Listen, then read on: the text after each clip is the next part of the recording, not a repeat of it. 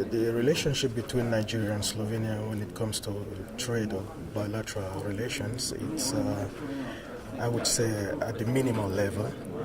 And what we're doing is to promote and facilitate that Slovenia engage with Nigeria and Nigeria engage with Slovenia more in order to improve the economic relation.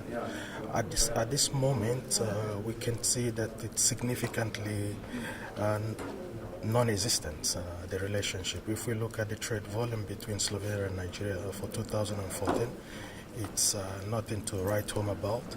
And but we hope that with the chamber and also the Chamber of Commerce and Industry of Slovenia, working in partnership with other stakeholders, will improve this situation.